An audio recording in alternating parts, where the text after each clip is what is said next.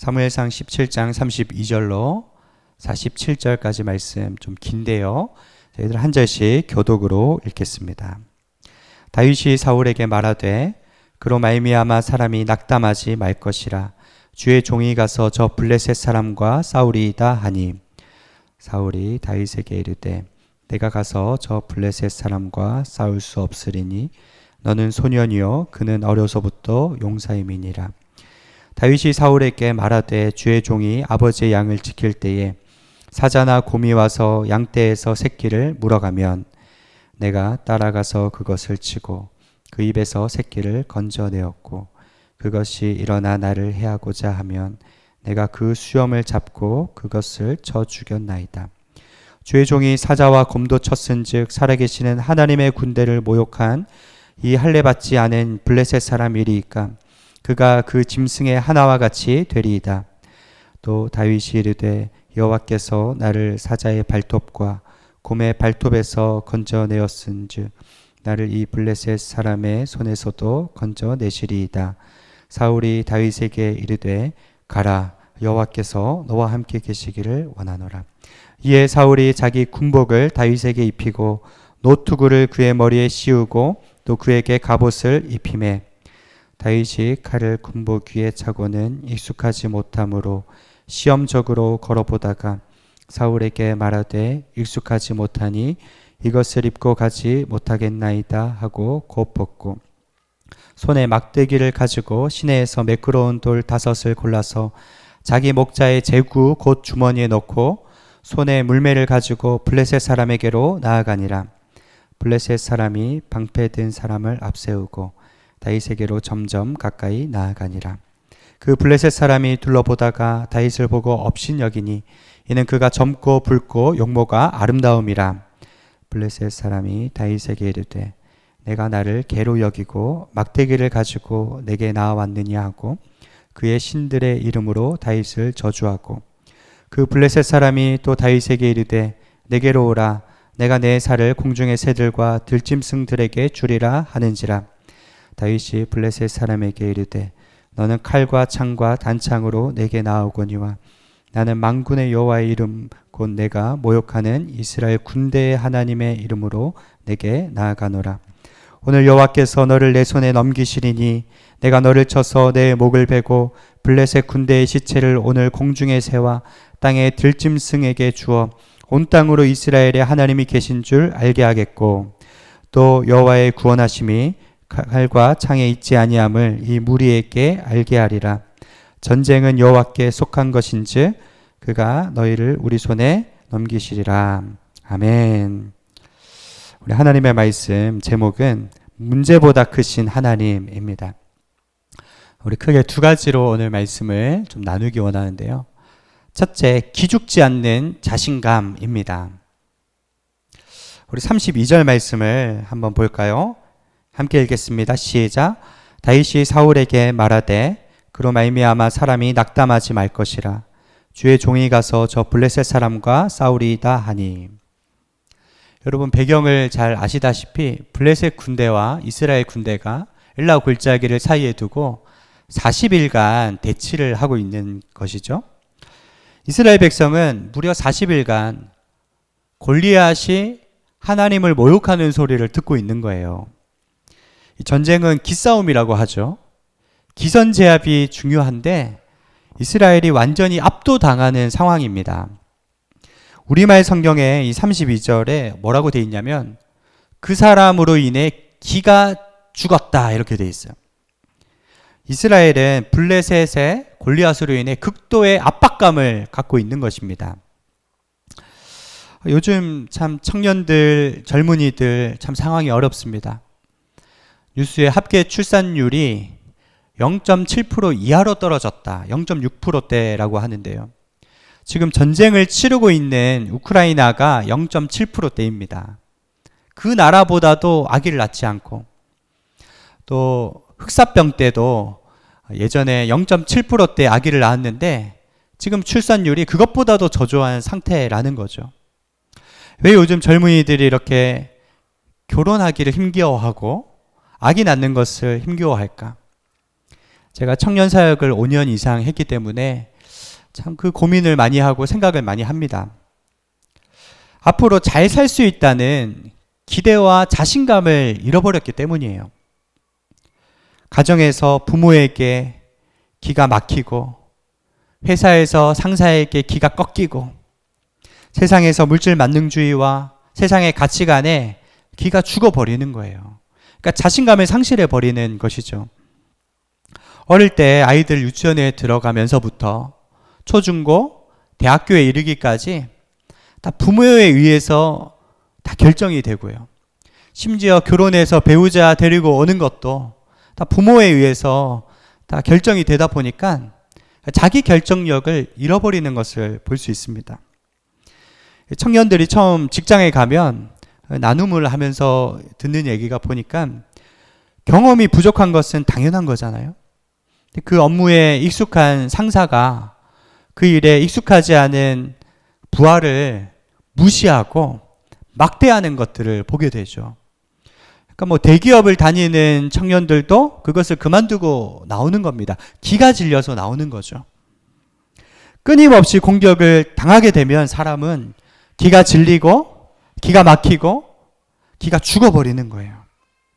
그런데 오늘 이 청년들을 살리는 비결은 무엇입니까? 여러분, 하나님의 압도적인 은혜입니다. 저희들 은혜를 받으면 이상하게 영적 자신감이 생기고 담대함이 생기는 거죠. 저도 늘 좌우명처럼 생각하는 게, 나를 못마땅하게 여기는 사람이 있다면 먼저 그 사람에게 다가가 친해지자 하는 거예요. 관계에서 하나님의 복이 임하고 새로운 지평선이 열리더라고요. 제가 처음 인천에 와서 노예에 들어갔는데요. 늘 어딜 가나 터줏대감 같은 분이 계시거든요. 전 노회장이었고 아주 영향력 있는 목사님이 저를 보자 대뜸 내 나아바리에 왔는데 왜 신고를 하지 않느냐 그러더라고요. 거기까지는 죄송합니다 하면서 지나갔는데, 사사건건 우리 교회가 나아가야 할 중요한 그런 일들에 있어서 반대를 던지는 모습을 보고 참 마음이 아팠어요. 제가 그 어르신을 찾아가서, 목사님 교회 부목사와 제가 같은 동기입니다. 목사님, 저희 교회가 잘 나갈 수 있도록 좀 도와주십시오. 이렇게 부탁을 했더니 목사님께서, 그래? 그럼 내가 도와주지. 그래서 그때부터 반대를 하지 않는 것입니다. 여러분, 어려운 사람도 친해지면 관계가 열리고 일이 풀리는 거죠. 여러분, 우리의 삶에 역경이 있고 일이 잘 풀리지 않습니까? 문제가 있습니까? 여러분, 오늘 말씀을 통해 그 문제는 뚫고 나가야 한다. 하나님이 주시는 정신력이 있고 영역이 있기 때문에 계란으로 바위치기를 할지라도 저희들이 그것을 도전해야 한다는 거예요. 정신과 의사들이 하는 말이, 정신적인 문제는 다 누구든 조금씩 가지고 있대요. 우울증이든 불안감이든 다 약간의 그 정신적인 어려움은 있는데, 그거를 회피하려 하기 때문에 문제가 더 심각해진다는 겁니다. 자기를 인정하고 직면할 때 치유가 시작된다 이야기하는 거죠. 여러분, 우회로를 찾지 말고 저희들 문제를 인정하고 정면 돌파하는 자세를 갖는 것이 참 중요합니다. 오늘 본문에 15세 소년 다윗이 내가 저 골리앗과 싸우겠습니다 하고 자원에서 나오는 거죠.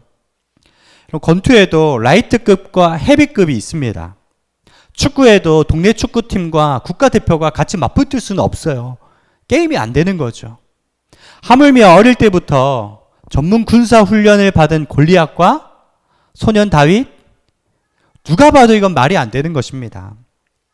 그도 그럴 것이, 골리앗은 키가 6규빗 한 뼘, 우리 단위로 보면 2m 90이에요. 그가 걸치고 있는 갑옷만 해도 40kg이었고요. 창과 칼만 해도 8kg입니다. 무시무시한 거죠.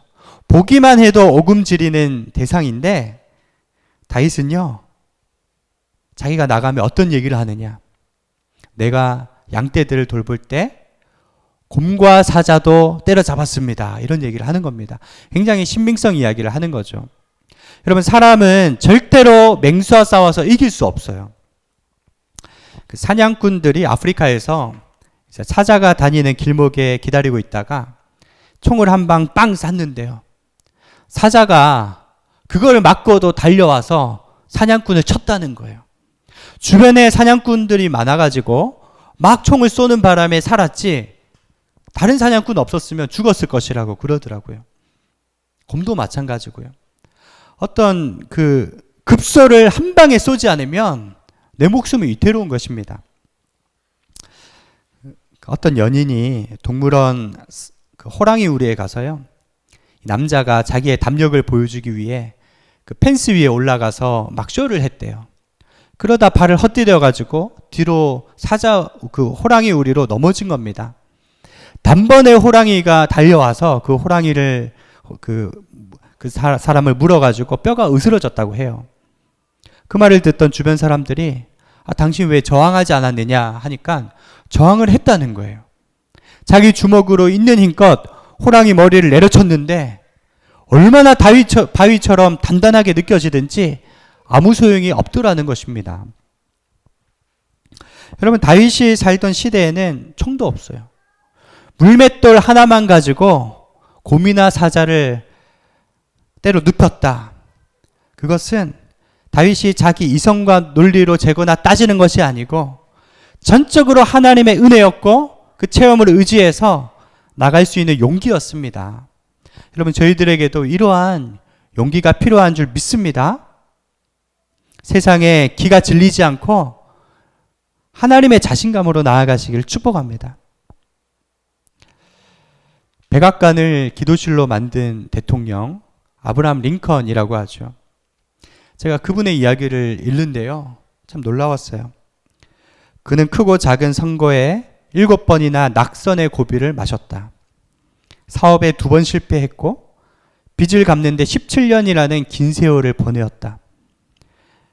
10살에 어머니를 잃었고 20살에 누이 사라가 세상을 떠났으며 27살에 결혼을 약속했던 앤 메이가 불치병으로 세상을 떠났다. 42살과 53살에 각각 둘째 아들 에드워드와 셋째 아들 윌리엄을 잃었다. 메리 토드와의 결혼 생활도 순탄치 않았다. 그가 이렇게 자선적으로 이제 고백을 한 거예요. 그런데 링컨이 어떻게 세상에서 가장 위대한 대통령이 될 수 있었고 노예 해방을 할 수 있었을까요? 그 예전에 그의 집무실에 가보면 그가 항상 자랑스럽게 소개했던 공간이 있다는 것입니다.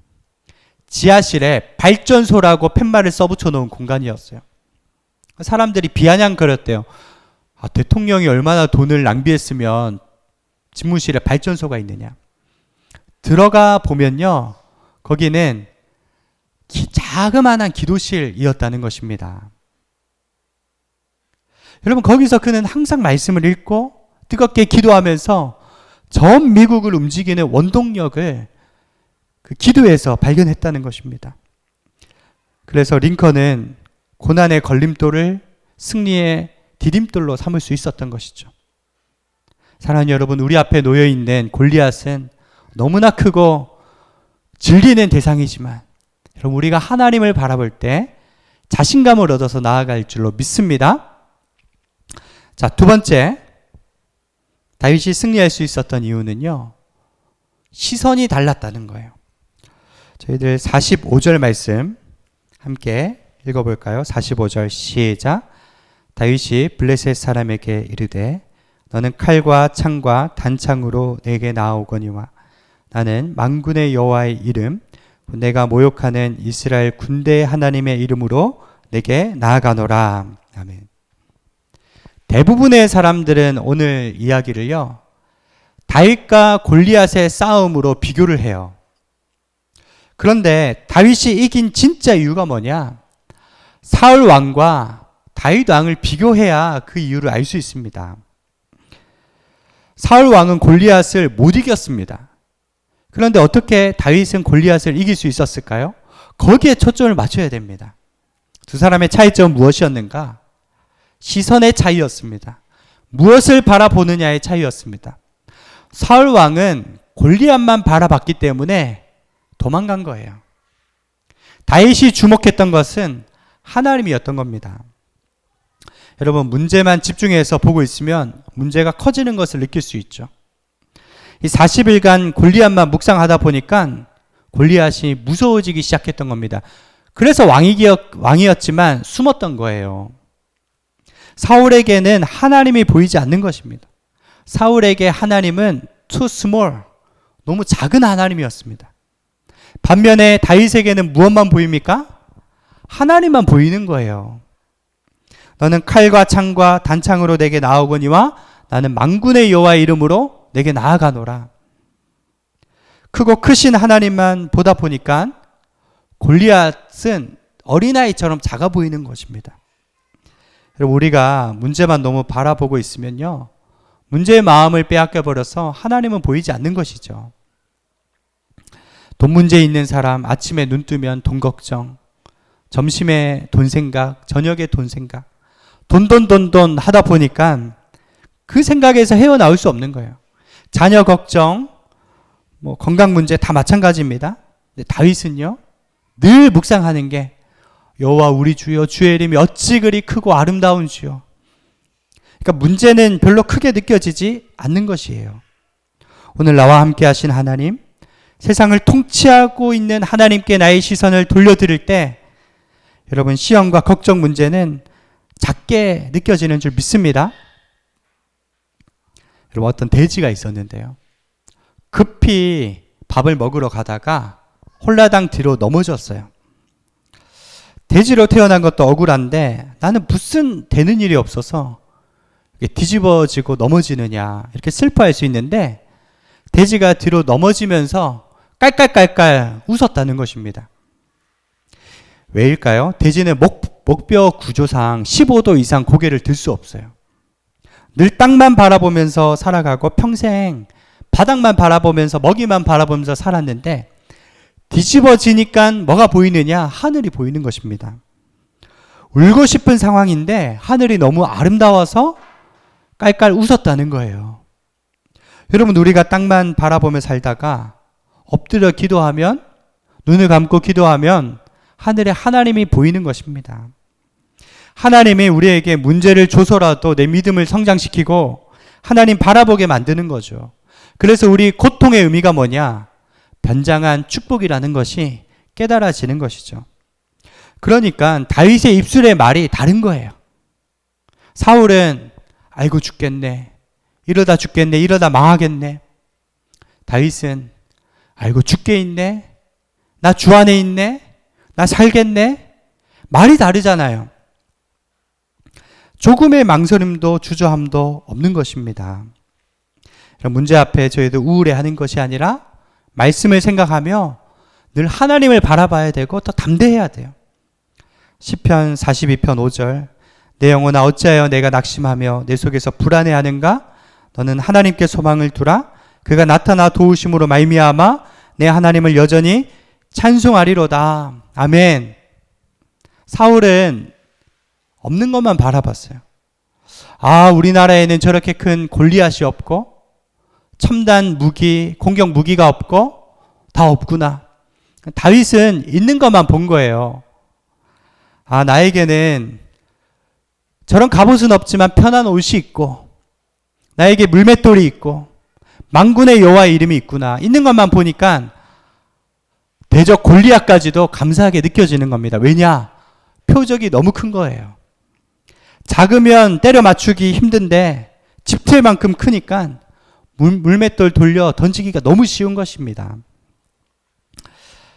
여러분, 이러한 하나님의 자신감과 능력으로 나아가시기를 축원드립니다. 하나님을 내 심장보다 작게 만들어 놓고 문제 앞에 위축되지 않습니까? 하나님이 얼마나 크신 분인지를 묵상하십시오. 내 하나님은 크고 힘있고 능히 있어 못할 일 전혀 없네. 저 땅들도 주의 것, 하늘도 주의 것, 모두 다 주의 솜씨. 여러분, 이러한 찬양이 흘러 넘치는 거예요. 에베네셀의 하나님, 감사하신 하나님, 임마누엘의 하나님. 여러분, 우리의 손에 아무것도 없다 해도 누가 있습니까? 하나님이 계신 거예요. 감사하신 하나님. 과거에도 인도하신 하나님, 지금도 함께 하시고 장래에도 인도하시리. 여러분, 그것을 생각만 해도 용기가 충천한 것입니다. 이미 승리를 주신 하나님께 감사하게 되기를 축원드립니다.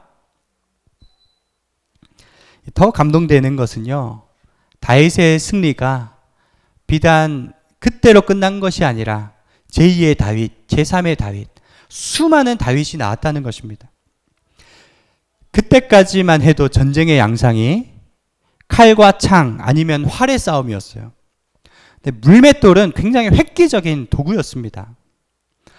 요즘에 야구선수 오타니라는 선수가 공을 던지면 170km까지 날아간다고 해서 난리인데요. 물맷돌은요, 90m 앞에서 던져도 시속 300km입니다.